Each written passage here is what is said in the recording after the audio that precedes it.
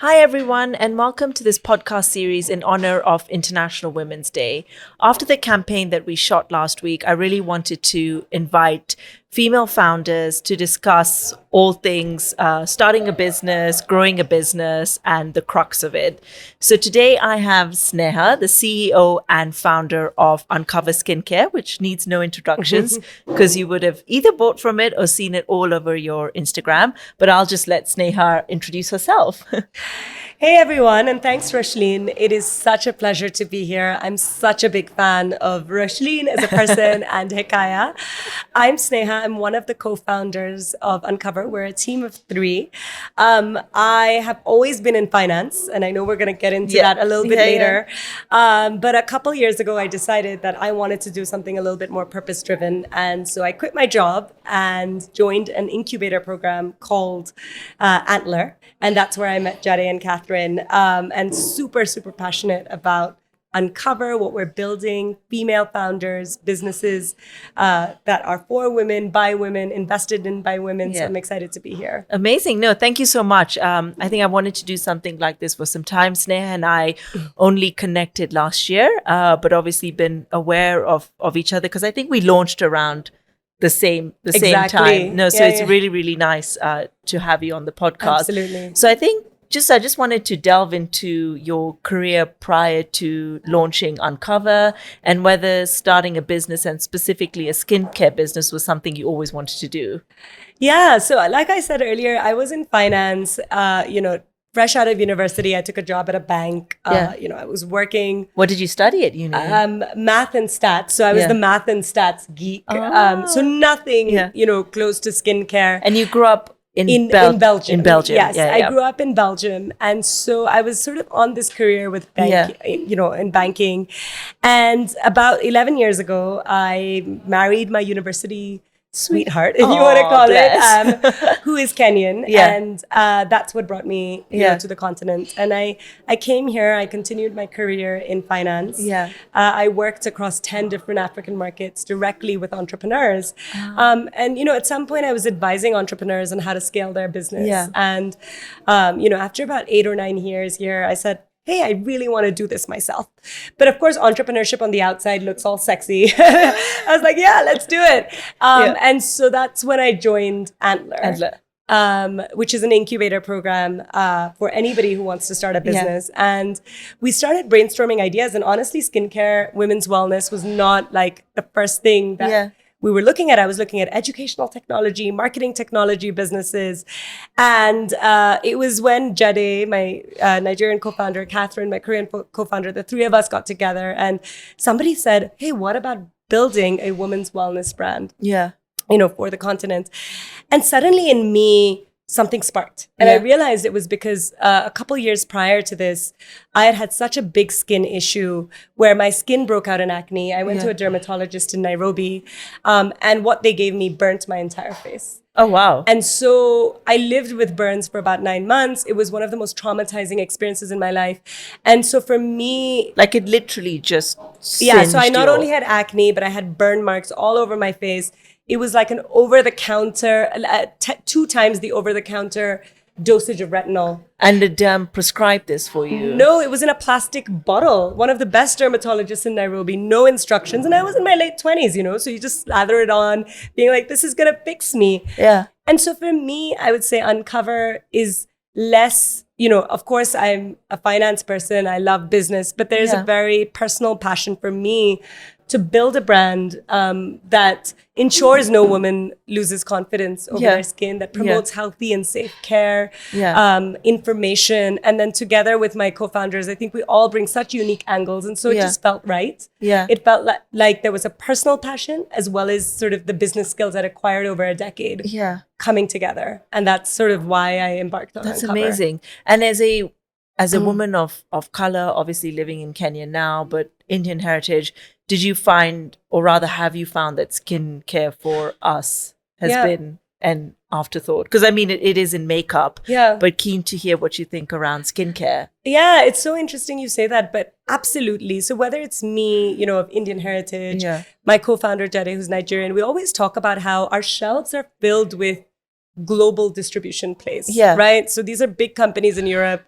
They look at a map. They're like, oh, Africa is growing quite fast. Yeah. Let's import in and hire a local marketing manager. But who is actually looking at skin that is more prone to being melanated? Who is actually looking at the specific and unique concerns around women of color? And so for us, we always say, the continent is our priority, not an afterthought. It is the I continent. love that tagline, by the way, that slogan, whatever it is. Thank you. It's wonderful. No, we all live here. We're focused here. We're building a community here. Yeah. Whether it's women of Indian heritage, women who are originally from Kenya, we're focused on women of color, and we are a brand for women of color. And we do believe that by testing our products here, we have a unique advantage to specifically create for the consumer here. And do you think that just because it's interesting, like our skin, melanated skin, it responds to products in a different way as Caucasian skin? Absolutely. And I remember this because, I have always had acne-prone skin. I mean, I'm having a relatively good month with skin, but I was always that teenager with acne.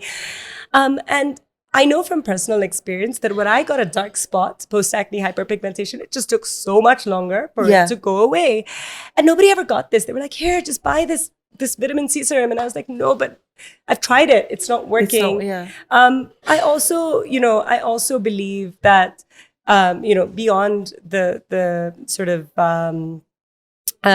the fact that the skin is prone to hyperpigmentation, it's, there are other elements around the data that we've collected. 40% of women that we were speaking with and interviewed were suffering from acne. That might not be true in other markets. So we're very data driven, and the data shows that we need unique focus for this market and skin type. No, that's amazing. And it's definitely something that is needed in this market, basically, because a lot of what is brought in is imports and probably skincare that's not totally suiting our skin. So how did you find your hero product and the product that you wanted to launch with? Yeah. So like everything, we're very community focused. We always call our community our fourth co-founder. We're three co-founders, but we call it our fourth co-founder. And we interview women and we ask them, what are your needs? And what we learned is that post-acne hyperpigmentation is the number one skincare concern. And so for us, we realized that there's two products that we absolutely have to develop. The first is a vitamin C serum that actually treats post-acne hyperpigmentation healthily. But the second is a sunscreen that prevents post-acne hyperpigmentation. If you go out in the weather in Nairobi or Lagos or any other sort of sub-Saharan African city without sunscreen, your post-acne hyperpigmentation is going to get worse. And so we spent 2 years developing a non-white casting, fast absorbing, hydrating sunscreen to encourage the use of sunscreen. Really that sunscreen and vitamin C serum, that power couple was our hero product, and it all came from data. Yeah, because that's something that you took a little while to develop, right? So talk me through how does because the process that you go through is a lot more technical than the process that we go through.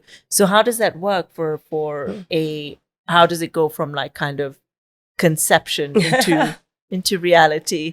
I don't know. You said a gestation period of 2 years. It's nearly like an elephant, I think. Exactly. But no, I think it's a very long process. We take product development super seriously. I always call our product development a triangle. The first part of that triangle is the consumer, our fourth co-founder. We get the data, we get the preferences, we get the needs to create the initial product brief.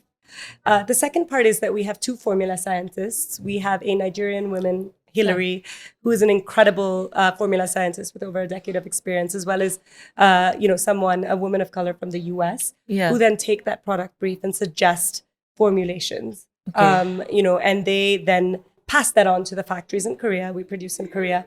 And then the scientists start sending us samples. And then we iterate. And that process takes a long time because we get the first iteration, we test on women here. Then we get their feedback, and then we go back. And then we iterate. And then once the formulation is frozen, there's stability testing, compatibility testing, quality control to make sure it is the safest product for the climate, for any other external air or anything else that's going to hit the product, to make sure, we can bring it into the market. And then the final process with skincare, it's a borderline pharmaceutical product. So we have to get a lot of regulatory approvals as well. And how long does the testing period last for? So it depends on the product. So for sunscreen, we had to go through vigorous testing. Again, it's more on the medical spectrum of products. So we actually got an external agency in the US to test it over 3 months on live subjects. Whereas when it's a cleanser, the stability testing can be more like a month or a couple of weeks. Yeah. And product development in Africa, the testing, kind of this collaborative space, do you find that you get what you need on the continent, or would you need to lean into more kind of other, like you mentioned, the US? Yeah. Is that something you need to do quite often, or kind of what's lacking on the continent for that? Yeah, no, I mean, I think there's a wealth of knowledge, on the continent. And so, like I said, we have a formula scientist that resides here, that's from here, that understands, skin of women of color, but we always pair it with global expertise as well. That's and amazing. So, we're working with Korean labs, which are the best in the world. We have sort of international formula scientists as well as local formula scientists and expert. And we think it's the marrying of global and local that makes, uncover what it is today. Okay. So I don't think we do it without any of those two aspects. Yes. That's amazing. And I think obviously your branding is something that really, really stands out. And I'll get into that. Actually, I'll pause. What I actually wanted to ask you before we get into the fun stuff around that, talk me through your fundraising journey. Obviously, you were in the Antler incubator, but that's really interesting. You guys have done amazing, and I'm sure people would love to hear about that. It almost demystifies fundraising. Yeah. No, thank you. So when I think about fundraising, it was a 9-month journey for Uncover. So it was hard. And I always want to be really honest about this, because I always find that people look at the headlines, Uncover Skincare raised $1 million, and congrats, by the way. That's incredible. Thank you. No. I mean, you look at the headline, you're like, wow, they're killing it. Yeah. But we faced many rejections. Yeah. We had hundreds of phone calls. I barely slept. I had anxiety. It was tough. The business was running out of money. Yeah. We needed to raise. We strongly believed in our mission and vision, and we knew that we'd see through the other side. But there were dark moments where you get that rejection. You're like, holy shit, what next? Yeah. And so, there are stats that less than 1% of female-founded businesses get funding, and that was never more real to me when I was fundraising. Yeah. But what I will say is I realized that perseverance, not taking rejections too seriously. I mean, it could be that it's not the right fit. And keeping on going, that perseverance was really an important factor in us closing our raise. No, that's amazing, because I mean, just generally, there is, I wouldn't say misconceptions, you don't know what you don't know, but kind of lifting the lid a little bit on what entrepreneurship and the journey to success looks like. It's not a linear process. Yeah. You hit rock bottom many times before you get up again, and you just keep trying. I think all founders have run out of money and are like scrambling, looking under the mattress, no, I'm joking, for an extra bit that will just keep carrying you on. 100%. So that is amazing. But I guess it's just diving into the brand. Your brand really stands out. Skincare can be something which is extremely boring in terms of brand. And I think recently a lot of brands have taken, A, they've realized that, but B, the packaging, the branding, the feel, the story is becoming so sexy, for want of better word. Just talk me through that, because my sunscreen previously was just so dull. It was just so dull and clinical. It's like you bought medicine. Yeah. So no, just to hear more about your branding, your packaging, the crux of it, basically. Absolutely. So when the three of us got together as co-founders and, we were thinking about, okay, what do we want this brand to be? We found a document that said, think of your brand as a person. And when you think of your brand as a person, start describing its personality traits. And the one word that always came up is that we wanted our brand to be bold. Because we have a mission that is beyond products. Yeah. We have a mission to empower women to unapologetically be themselves, to love themselves, to self-care, and, to take healthy care of themselves. And so, we were talking about this mission, and we were like, we want to build a bold brand. And then, like you say, skincare can be daunting, confusing, so many ingredients. It can be boring. There were so many words that were associated with skincare. And when we thought about bold, we thought about bright, we thought about out there. we thought about unapologetically Yeah. being yourself. And so whenever we were working with a graphic designer or somebody, we kept pushing that word, bold, bold. and being unapologetically yourself. And it took multiple designers, it took multiple designers being fired and hired. It wasn't There's something I want to just put, because I think it's something we've spoken about before, and I've had this experience as well. Yeah. People automatically assume because you're from Africa and you are from Kenya, that when you want to talk about packaging, you want to talk about branding, that you want an elephant, a giraffe, or a lion on your packaging. Did you struggle with that? No, absolutely. And so, for us as a young brand, we thought, okay, we want to create this brand that is specifically made for the local audience, but with a global feel. And so we started working with global agencies. But we found that the interpretation of global agencies of Africa was quite cliche. So we were getting, not exactly the elephant, but, something along that analogy and back in terms of packaging. Yeah. And so, the story that warms my heart is the person that ultimately came up with our packaging was a young graphic designer who was working in the company. One day we were like, we've given up on these agencies. We're not getting what we want. And she had a stab at it. And ultimately what you see on the shelves today was her kind of, her design, her kind of creativity. And the fact that we were able to design with a young local Kenyan designer gives me so much pleasure. Oh, that's amazing, because it also just feeds true to your mission and your brand values. Exactly. And just having someone internally do that for you is incredible. Because at the beginning, that's what we got as well. I got spears, I got shields. And I was like, I'm not trying to create armor for people. It's just day-to-day clothing. So I fully resonate with that. And then how did you pick your color palette? Which ones did you lean on? Like, how did that, No, so again, we went through many iterations. We kept going back with bold and bright. And somewhere along the way, someone suggested this neon yellow to be the binding color. And we were like, what's better than neon when you want to be bold? And so that became the binding color. And then again, this internal team member, super talented designer in her 20s, started putting things together and matching colors. And we were like, that's it. And it was really hard for us as founders to be like, that's it. We were so critical. But finally we got, the neon yellow paired with other bright colors really felt like it stood for our mission, for what we want women to feel when they're taking care of themselves. But it is amazing when you get that iteration of that deck, that and aha you see moment, you and you're like, this is the one. Exactly. Especially when you've had so many where you're like, this is not the one. And then you're like, am I just being difficult? Yeah. Does this really matter? You question yourself. Yeah. But with the benefit of hindsight, the fact that we took a year and a half to do it, I think was the right decision. No, your packaging is amazing. The fonts, everything, it just screams out, which I think is what you're looking for, right? Thank you. And then, correct me if I'm wrong, but the pimple patch was the product you launched with, right?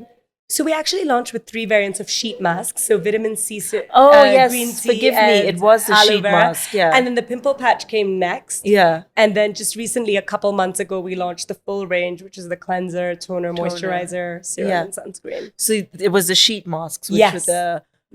So how did you decide the sheet mask is what you wanted to launch with? And of course, just like without giving away secret sources, but how did that launch look for you? And like launches since then, basically. Yeah, absolutely. So sheet masks, we came up with that because we knew that the full range was going to take 2 years to get through if we wanted to do it right, and we didn't want to rush it. We didn't just want to slap our white label on something that existed. Yeah. And so that was one reason. We wanted to launch with something a little bit quicker, and sheet masks have a shorter product development time. The second reason is we wanted a product that is affordable for the consumer to try our brand. We were going against global brands that were well established in the market. We were a new startup. We wanted something that was 200 shillings, 250, 300 shillings. So people could experience our brand, our content, our community, because again, we're much more than products. And so this was a way for us to start building that community and that loyalty. And once we started launching the additional products, we had that captive audience. And so sheet masks really became this affordable, fun way to enter the market and build off of, rather than sort of going in with the full spectrum and competing with global brands. I think that's really interesting what you said about global brands, because people, they think obviously market saturated. If there's one skincare, no one else can do it. Obviously, our space in Kenya and Africa is not saturated yet, but you do compete against global brands. And for me, I'm a firm believer in branding, speaking to your community, which Uncovered does so well. So in terms of your community, speaking to them, building them, is that something that was there from nascent stages, or is that something that developed as the brand did? Yeah, that was part of the core thesis. So when we pitched to Antler in the first time we ever pitched this business for funding, it was very clear that we had a product side of the business and an education and community side of the business. And the marrying of healthy, safe products with accurate, reliable, fun, digestible information has always been the core of Uncover's thesis. And so for us, content creation, working with our community to demystify concepts has always been, at the core of the mission. And so now today, fast forward 2 years, we're working on blogs and email newsletters. We're working on video-based content. We have a skin quiz. We're trying to make sure that we're not just about bringing products in and selling them off the shelf. Because back to an initial survey we did, we found that the number one pain point with skincare is actually knowledge. And number two is products, but actually knowledge. How do I take healthy care of myself? No, that's really interesting, because I think that the reason I buy certain products is because I feel educated around them. So that's really interesting that you say that, because I think that sometimes you go by a brand that you've heard a lot of, for example, and you think, oh, these are good products, they've been around for a really long time. So I guess as a new brand making a splash in our Kenyan African market, how important is content to you as a business? Content is, again, at the core of what we do. And what we're finding is that relatability of content is what the consumer really wants to see. So in one of our focus groups, women told us, I want to see somebody like me. And I want to see somebody like me use these products, that user-generated content. And so what we're trying to find is women who are already fans of Uncover, women who are using Uncover, women who love the product, and then saying, hey, do you mind sharing your journey? I read something really interesting about branding the other day, and it was about how brands in the next decade need to become content creation houses, because that is, that's your asset. That's, that is actually what drives loyalty and connection with your consumer. And so we take the content very seriously, not only from the quality, from the brand style, making it fun and relatable, but also in terms of accuracy of information. Because I think fundamentally, I don't know if the pandemic pushed this, but you cannot just release a product, take some pictures, blah, blah, blah, and hope it sells.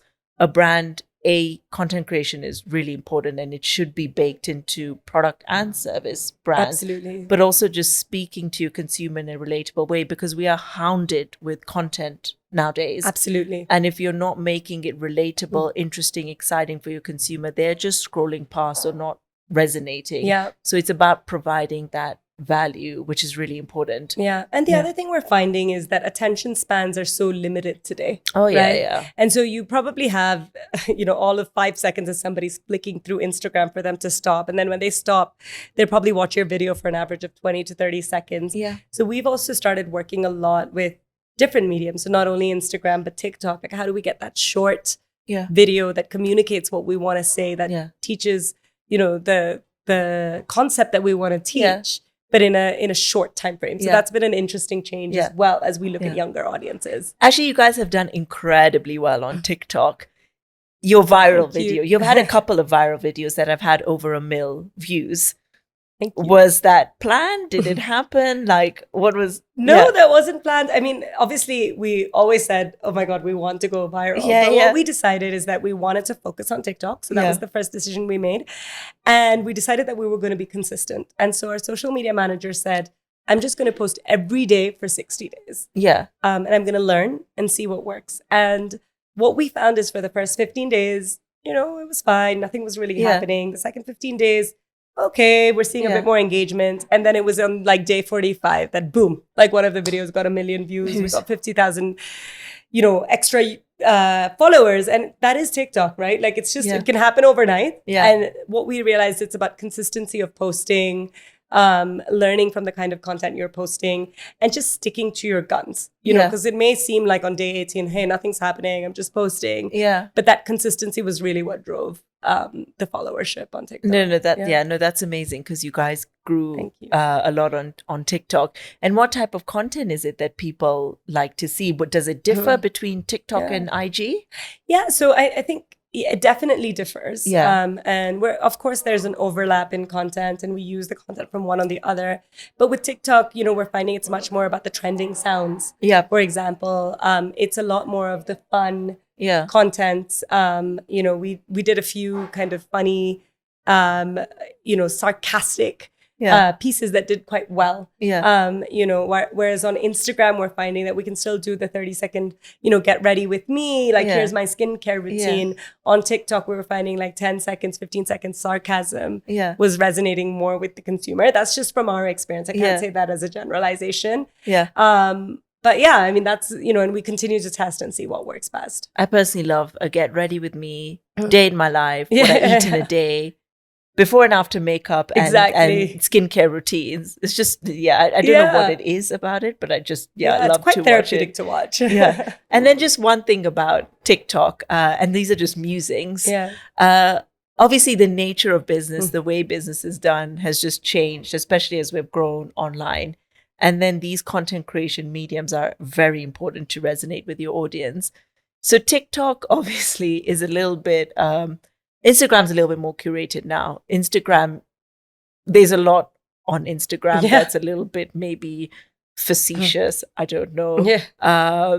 You just think, oh, I don't know, do we want to do that? Do we want to dance around? Do we want to? Did you have that too? Because sometimes I think, oh, is this going to take away the seriousness from a business? Or did you grapple with that at all? Because sometimes I sit there and think, oh.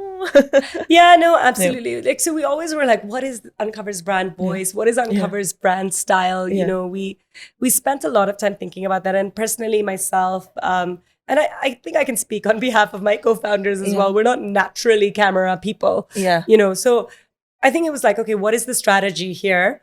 I think what we found is that there is a world where you can have different tiers of content, right? Like you can have, as long as it's speaking the same brand language, education, accuracy. Yeah, definitely. And actually, one thing I realized I forgot to ask you is the name Uncover. How did you guys land on that? So really funny story. We were called Naya when we were born out of Antler. And I don't, Naya, had various meanings in both Swahili, but also in other languages that was very beautiful. And one day, one of our Somali friends came up to us saying, did you know that this is a derogatory term for a woman in Somali? And we were like, what? And, as a brand that had big visions, but who was rooted in sort of female empowerment, we're like, we can't have a word that means something derogatory, even in one language. Yeah. And it was the biggest blessing because it made us think from a clean slate about our name. And Uncover for us is really about uncovering you, uncovering whoever you want to be, uncovering your healthy skin, uncovering. We're all on a journey of uncovering. Yeah, because I mean, you can accelerate growth, but obviously you're trying to build a mission-based business as well. And getting traction and staying true to that is really important because it will pay dividends. And obviously this is something that we're doing to celebrate female founders such as yourselves who have made such a splash in the market. So they're different. The UN says this year's theme is innovation and technology for gender equality, which is quite the mouthful. But there's also a lot around embracing equity. Yeah. But what do those specific themes mean to you, I guess, personally as Sneha, but also in the business sense for Uncover? Yeah, absolutely. I think for me, when I look at the Uncover journey, there's two key areas where I feel like that theme means so much to me. The first is when I look at fundraising, I'm super encouraged by the number of gender lens focused funds, the funds that actually backed us, being one of the few female founded businesses that have attracted funding. And I think for me, as I see a greater focus on female founders being funded. I feel quite excited, and the theme really means a lot to me as a business that was recently founded. And hopefully, we see more of that with more gender lens focused funds, more panels on funding female investors, more focus on why are the biases that exist, in male dominated investment committees there, and I think there is something around traditional tech enabled VC just funding men who confidently go out and say hockey stick projections, whereas women are conservative and they don't get the funding. So I think, around that fundraising journey, it's a really important theme for me. The second is with 2 kids and going into entrepreneurship. It has really challenged my time. And in my marriage, we've had to embrace equity. And so I think the balance may not completely... I really like that, because last week I got asked about time balance, and I said, candidly, I'm not yet a mom. And I am surrounded by, moms who are running businesses as well. So I cannot talk about work-life balance because my time is my own. So this is really, and I like that you brought embracing equity back into your marriage. No, I mean, I think there was just this default role that we started playing while I wasn't in such a busy job. I was consulting before this that wasn't as demanding on my time.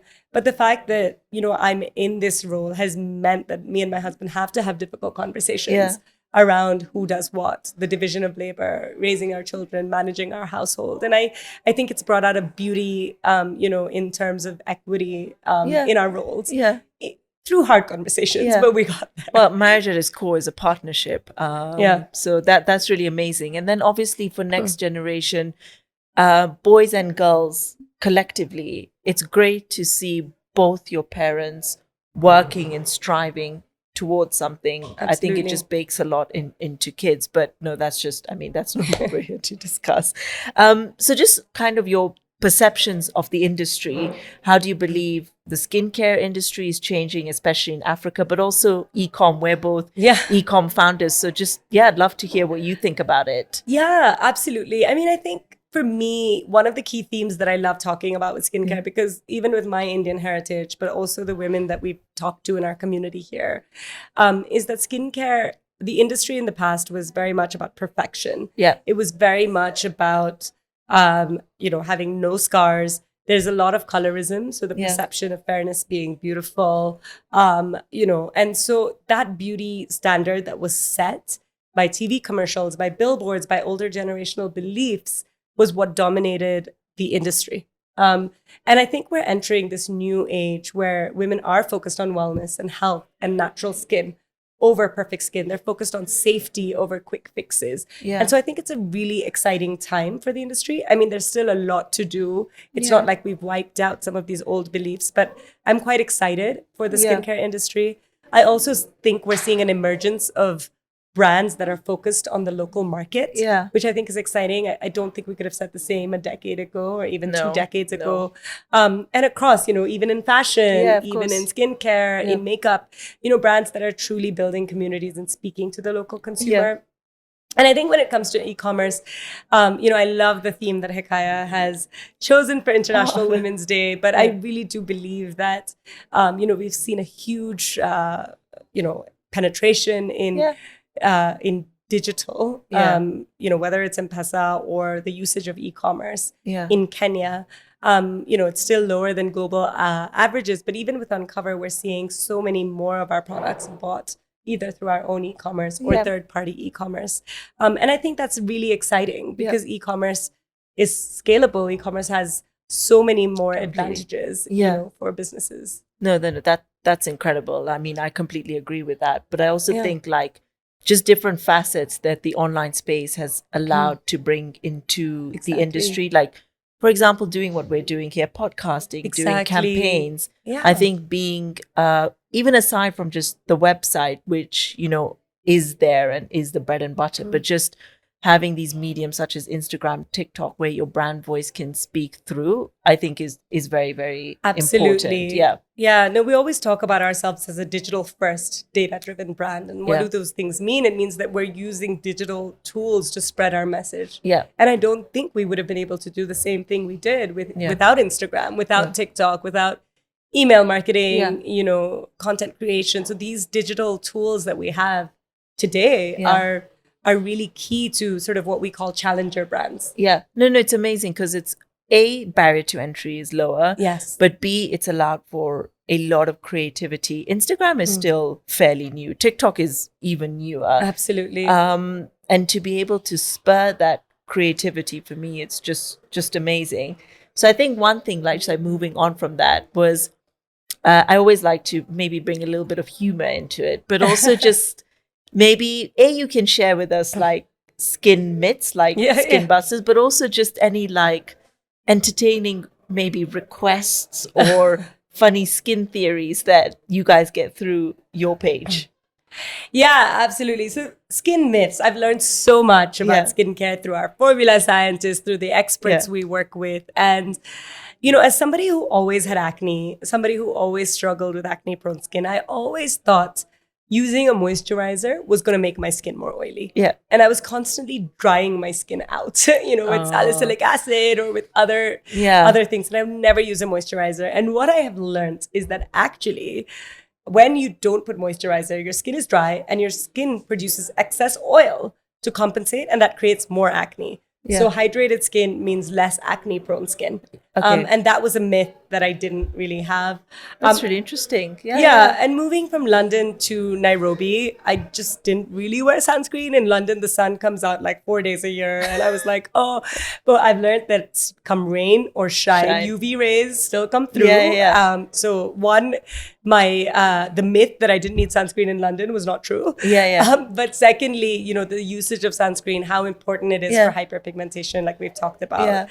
I think that is definitely what I've learned. In terms of funny things, we're always amazed with how much food people use on their face for skin conditions. And I was one of them. Like, you know, in my culture, my mom being Indian, we have definitely put a lot of food on our Exactly. Face. And we always, one of the TikTok videos that did get a lot of views was like, you know, you leave the lemon, leave the yogurt, leave the honey. My mom might faint. Leave the yogurt in the kitchen. You know, actually it can cause irritation. You know, I know that there's lots of old remedies and things like that, but actually we really do believe you shouldn't put your porridge on your face. No, exactly. Believe it or not. Yeah, I know. I tried that last night. No, I'm joking. But no, we keep talking to women. I think toothpaste on pimples is another one. I have tried that before. You know, maybe it works for some people, but actually it's far more risky to put food on your face. So that myth has been one that we've busted through some content. I really like that one. Instead, we should use the I am spotless pimple patch, isn't it? I am spotless pimple patch or toothpaste. We think the I am spotless pimple patch is far less risky for irritation. And what does good skincare look like, or what are the non-negotiable products that all women should have in their bathroom cabinet? Yeah, so we say the minimum, and we really like having a minimum because skincare can go as far as 10 steps. And, you know, the Koreans are famous for having 10 steps. But sometimes that's not, you know, possible from a budget perspective, but also, you know, who has time? You know, when you come home from a busy day of work, let's be realistic. So we, we've got an essentials kit. It's cleanse, moisturize, protect. 3 words that you can remember. Cleanse in the morning and evening, moisturize, and then in the day, make sure you wear your sunscreen. And if you do that at a minimum, you know, you should see improvement in your skin. But always remembering that it's about consistency and patience. Nothing is going to change overnight. I think that's really important. And I guess gut health is, another topic for another day, but that's very important as well, right? Absolutely. Because there's a lot more understanding and awareness around it now, whereas it wasn't just like slap on this cream and you wake up like super, beautiful. 100%. You know, there's a stat, from a credible expert that we really believe in is that only 20% of skincare is topical. 80% is your stress, your gut health, your sleep, your nutrition. And so as we think about skincare, you could have the best skincare routine, but if all you're eating is fried food and sugar, you probably aren't going to see a change. So I think also looking at skincare holistically is extremely important. That's amazing. For me, it's all about the glow. As in the glowier and shinier I look. Not oilier, shinier. Exactly. No, it's all about uncovering that glow. So what's next for Uncover? Yeah, so I mean, we have had a big year already. We've launched in Nigeria. My co-founder Jade is from Nigeria. It's been a really exciting launch for us, and we're really working on expanding our community across more markets in the continent. We also have some really exciting products under development. So we have a target of launching 4 more products this year, which is exciting. But when I look at Uncover sort of 5 years out, we really have an ambition of positioning ourselves as a leader in women's wellness. And like I said, skincare only scratches the surface. Topical skincare only scratches the surface of what wellness is for women.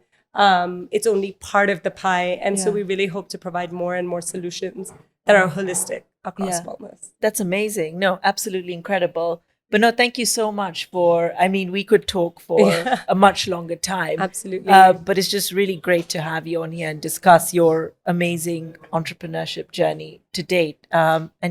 And just more success for Uncover. Thank you. Thanks, Rashlene. Big fan of other female-founded businesses and a fan of this podcast and everything you're doing. So amazing. It's been an absolute honor. Thanks so much, Sneha. No worries.